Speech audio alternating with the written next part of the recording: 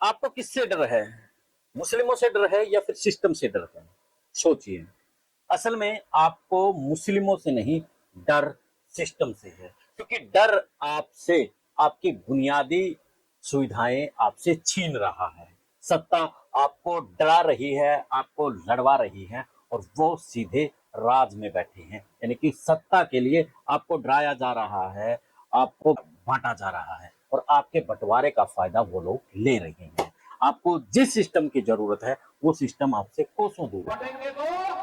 कई दिन से हम सोशल मीडिया के ऊपर ऐसी वीडियो देख रहे हैं कि हमारी रूह कांप जाती है, और एक ऐसा भारत हम देख रहे हैं जिसकी अभी कल्पना करना भी हमारे लिए शायद ये था कि ऐसा नहीं हो सकता, क्योंकि देश के अंदर 5G टेक्नोलॉजी ऐसी बहुत सी बुनियादी चीजें देश के अंदर विकास कर रही हैं। शायद अब वो जमाना गुजर चुका है जिस जमाने में हमारी जो स्वास्थ्य की सुविधाएं थी, स्कूलों की सुविधाएं थी, वो भारत कहीं ना कहीं बहुत ही पीछे जा लिया है। लेकिन हम गलत थे, मैं गलत था जब हमने सोशल मीडिया के ऊपर उस भारत की तस्वीरें देखी जहां पर आज भी किसान के पास बैल नहीं है।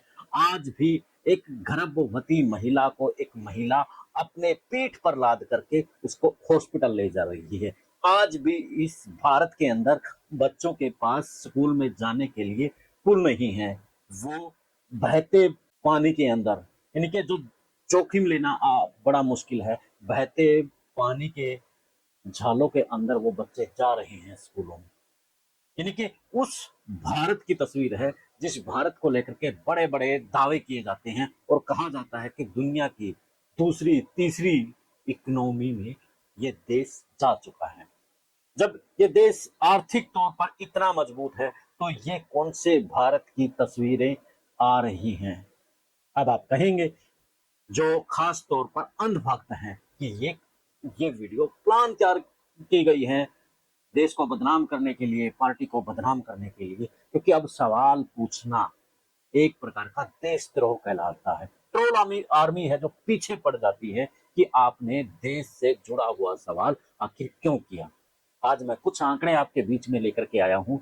जब मैंने बच्चों की वीडियो देखी कि किस तरीके से बच्चे बहते पानी के अंदर से अपने स्कूल में जा रहे हैं, एक बेबस महिला को देखा जिस पीठ पर लाद कर करके एक महिला हॉस्पिटल में ले जा रही थी, एक बेबस 75 वर्षीय दंपति को देखा जिस देश के अंदर कहा जाता है कि किसान समर्थ है आज के समय में, लेकिन उसके पास बैल भी नहीं है। खुद वो दंपति यानी कि जो उसका पति है वो खुद बैल बन करके खेती कर रहा है। यानी कि ये 2025 के भारत की तस्वीर आपके बीच में है, जो अभी हाल फिलहाल 5 से 7 दिन के भीतर की तस्वीरें बड़े झकझोर के रख दिया। मैं लगातार वो वीडियो हैं जो अपने विश्व प्रेम न्यूज के ऊपर दिखा रहा हूं कि पहली जो वीडियो आई थी, बच्चे कैसे रस्सी बांध करके और नाला को पार कर रहे हैं। ऐसी 3 से 4 वीडियो आ चुकी हैं दोस्तों।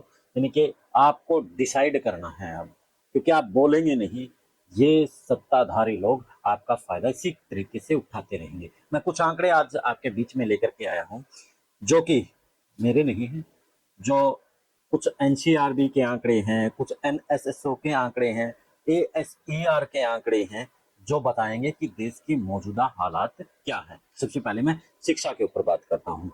एनएसएसओ और एएसईआर की रिपोर्ट के अनुसार ग्रामीण भारत में हर चौथा बच्चा के पास स्कूल पहुंचने के लिए 2 किलोमीटर तक पैदल चलना पड़ता है।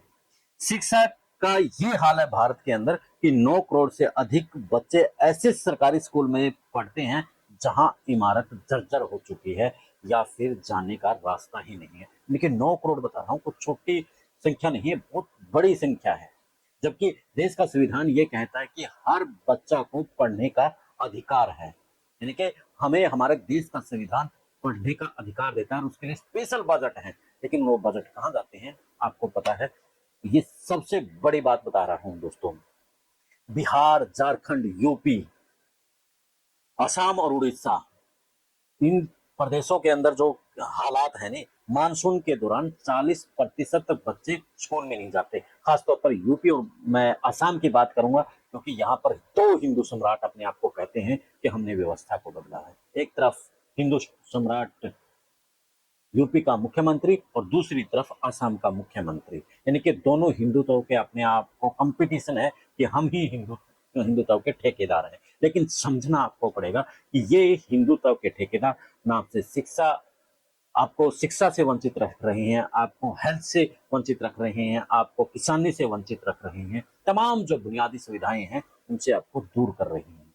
हिंदू सम्राट इसलिए हिंदू सम्राट बन रहे हैं ताकि इनसे पूछे ना कोई, ताकि इन्हीं बातों में उलझे रहे आप और हम। अब गोदी मीडिया सवाल करेगा नहीं, वो तो नमाज किसने पढ़ी, किसने क्या मांस खाया, कहां पर कौन सा मंदिर है, वो जो मीडिया है गोदी मीडिया वो उसी में उलझा हुआ है। उसके हर दिन यही डिबेट होती है कि आज मौलाना ने ये बोल दिया, आज पुजारी ने ये बोल दिया, आज वहां नमाज पढ़ी गई, एफआईआर दर्ज हुई। तो इस तरीके से ही डिबेट हो रही है, जो हमारी बुनियादी सुविधाएं हैं उनके ऊपर खामोशी है। इसके बाद एनआईटीआई का सच, जो 2022 की रिपोर्ट स्वास्थ्य मामले को लेकर के क्या कहती है दोस्तों, समझने वाली और पढ़ने वाली बात है ये। आप भी इस बात को रिसर्च करना। 40% से अधिक जो प्राथमिक स्वास्थ्य केंद्र है ना गांव के अंदर, उनमें डॉक्टर ही नहीं है, जबकि डॉक्टर होना अनिवार्य है। कब गर्भवती महिलाओं को जरूरत पड़ जाए, कब एक परिवार को जरूरत पड़ जाए, लेकिन वहां पर हॉस्पिटलों में डॉक्टर ही नहीं है।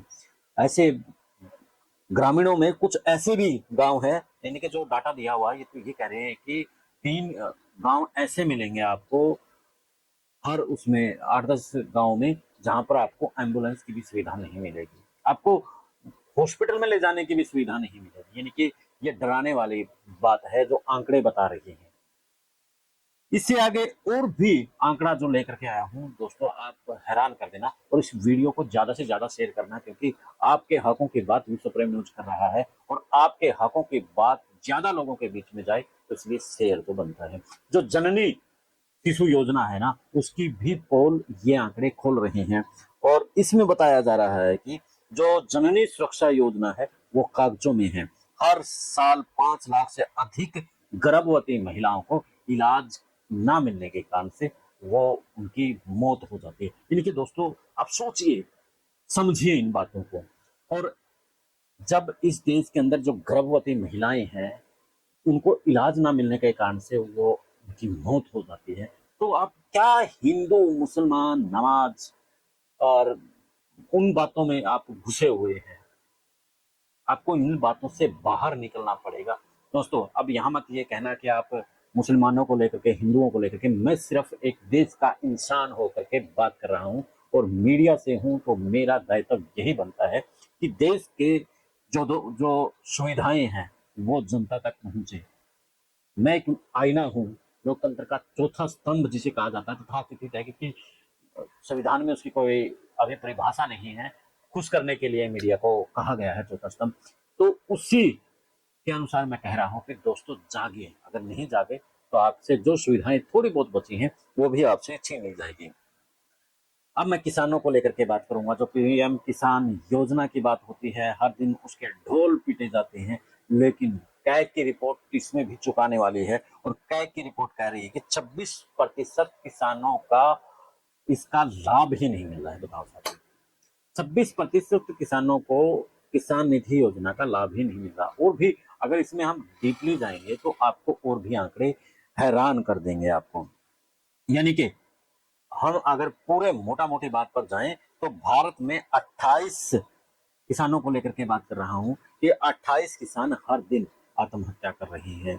40% सरकारी अस्पतालों में डॉक्टर नहीं है, और 9 करोड़ बच्चों के पास पढ़ने के लिए सही तरीके से स्कूल नहीं है।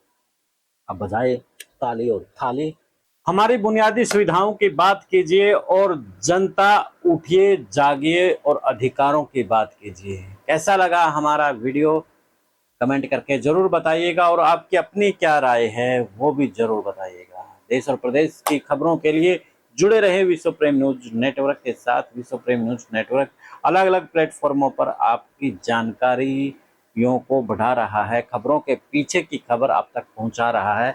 हम जहां विश्व प्रेम न्यूज पर नेशनल खबरों के साथ आते हैं, तो वहीं भारत इलेक्शन वॉच पर चुनाव से संबंधित खबरें आप तक पहुंचाते हैं, तो वहीं द इनसाइडर न्यूज से आपको हम हरियाणा की राजनीति से अवगत करवाते हैं। तो सभी प्लेटफॉर्म को आप सभी प्लेटफॉर्म पर फॉलो, शेयर और सब्सक्राइब कर लें। दे इजाजत, फिर मिलते हैं एक नए मुद्दे के नए विश्लेषण के साथ। जय हिंद, जय भारत।